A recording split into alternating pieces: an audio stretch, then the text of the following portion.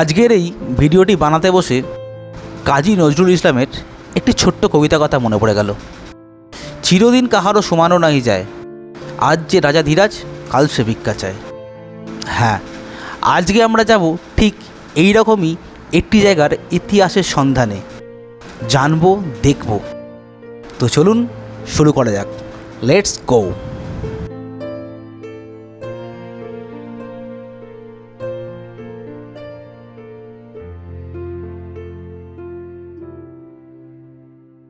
আর আমি দাঁড়িয়েছি কোথায় এখন? ঠিক সেই জমিদার বাড়িতে, যিনি এই মন্দির দুটি প্রতিষ্ঠা করেছিলেন। নমস্কার, আমি ভাস্কর আবার একবার নিয়ে চলে এলাম কোথায়? ইতিহাসের এক পাতায়, অজানা এক পাতায় যাকে বলে। শতাব্দী প্রাচীন এই দুটি মন্দির চিনতে তো অনেকেই পারছেন, আবার অনেকেরই তো অচেনা। হ্যাঁ, হুগলির বাঁশবেড়িয়ায়। আর আমি দাঁড়িয়েছি কোথায় এখন? ঠিক সেই জমিদার বাড়িতে, যিনি এই মন্দির দুটি প্রতিষ্ঠা করেছিলেন। তো বেশি কথা বলবো না, শুরু করা যাক ভিডিওটি। আর ভিডিওটি যদি ভালো লেগে থাকে প্লিজ লাইক করবেন এবং সাবস্ক্রাইব করে পাশে থাকবেন। এবং এর সঙ্গে জেনে নেব আমরা এই মন্দিরের ইতিহাস সম্বন্ধে অনেক কিছু তথ্য।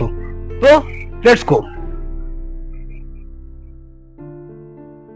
প্রথমেই বলে রাখি, আজকের দিনে যার নাম বাঁশবেড়িয়া, সেদিনে তারই নাম ছিল বংশবাটি।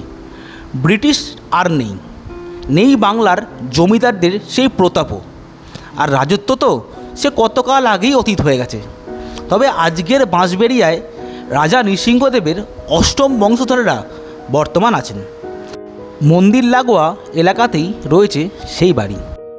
পুরনো রাজবাড়ি এখন শুধুমাত্র ইতিহাস।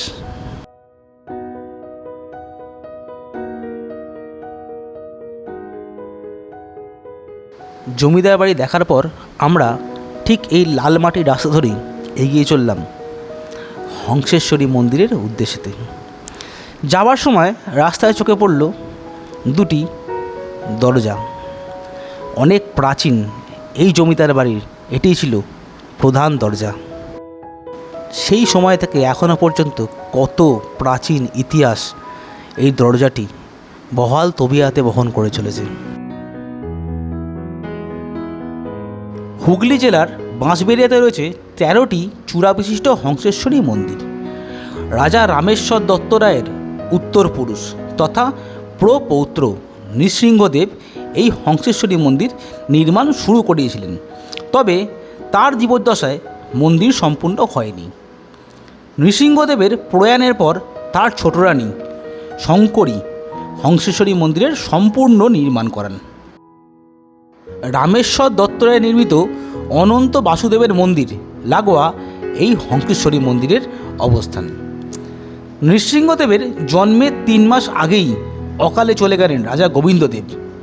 বাংলা, বিহার, উড়িষ্যায় তখন নবাবী শাসন চলছে। এমতাবস্থায় বংশবাটির রাজহীন রাজপাট ঘোর সংকটে। নিয়ম অনুযায়ী মুর্শিদাবাদের নবাব আলীবর্দী খাঁ গোবিন্দদেবের সম্পত্তি আশেপাশের ছোটোখাটো জমিদারদের মধ্যে ভাগ করে দিলেন। অকালে বিধবা হয়ে বেশ কষ্ট করেই বড় করলেন নৃসিংহদেবকে ওনার মা। পলাশীর যুদ্ধের পর বাংলার নবাবী শাসনের অবলুপ্তি ঘটে। এদিকে বাংলায় তখন ইস্ট ইন্ডিয়া কোম্পানির রাজত্ব। এদিকে নৃসিংহদেব মাকে কথা দিয়েছিলেন বাবা গোবিন্দদেবের সম্পত্তি তিনি পুনরুদ্ধার করবেন। সেই মতো বাংলার প্রথম গভর্নর জেনারেল ওয়ারেন হেস্টিংসের কাছে নিজের জমিদারি ফিরে পাওয়ার জন্য আবেদন করেন নৃসিংহদেব। এভাবেই 24 পরগনার জমিদারি কিছুটা তিনি ফিরে পান। এরপর বাংলায় ইস্ট ইন্ডিয়া কোম্পানির প্রশাসনিক পদের প্রধান হয়ে এলেন লর্ড কর্নওয়ালিস। পিতৃ সম্পত্তি ফিরে পেতে কর্নওয়ালিসের শরণাপন্ন হন নৃসিংহদেব।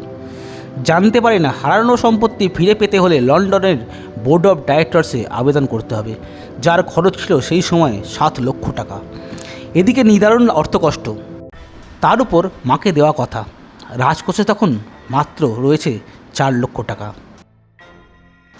এই পরিস্থিতিতে কাশিতে চলে যান নৃসিংহদেব। 7 লক্ষ টাকা হলেই তিনি বাড়ি ফিরবেন। এদিকে বড় রানী মহামায়া রাজা নৃসিংহদেবকে না জানিয়েই নিজের অলংকার বিক্রি করে 7 লক্ষ টাকা জোগাড় করে ফেলেন। তখনও পর্যন্ত হংসেশ্বরী মন্দির নিয়ে কোনো রকম কোনো পরিকল্পনা ছিল না। কাশীতে রাজা নৃসিংহদেব প্রায় সন্ন্যাস জীবন যাপন করছেন, সঙ্গে চলছে তন্ত্র সাধনার কাজ। পিতৃ সম্পত্তি কী করে ফিরে পাওয়া যায় এমন চিন্তাও মাথা থেকে সরাতে পারছেন না নৃসিংহদেব। এদিকে একদিন ঘুমের মধ্যে জগৎজননীর দর্শন পেলেন তিনি। মা হংসেশ্বরী দেবীকেই যেন তিনি দেখলেন।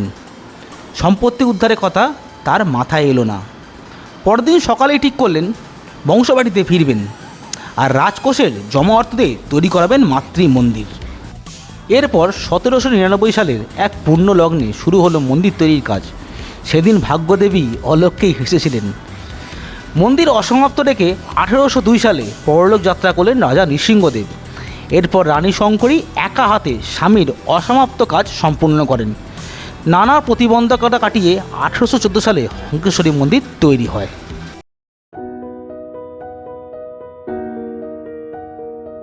ভিডিও শুরুতেই বলেছিলাম একটি কথা মনে আছে, চিরদিন কাহারও সমানও নাহি যায়, আজ যে রাজাধিরাজ কাল সে ভিক্ষা চায়।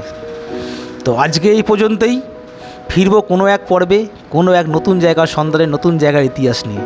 ততক্ষণ দেখতে থাকুন, আর ভালো লাগলে কি করতে হবে না আপনারা জানেন, তা একবার বলে দিই, লাইক এবং সাবস্ক্রাইব করে পাশে থাকবেন। আর এই মন্দিরের ইতিহাস সম্বন্ধে এখনও অনেক কিছু জানার বাকি আছে। দেখতে থাকুন, ফিরবো পরবর্তী কোনো এক পর্বে কোনো এক সময়তে আবার দেখা হচ্ছে। সুস্থ থাকুন, সুস্থ রাখুন এবং ভালো থাকুন। ধন্যবাদ।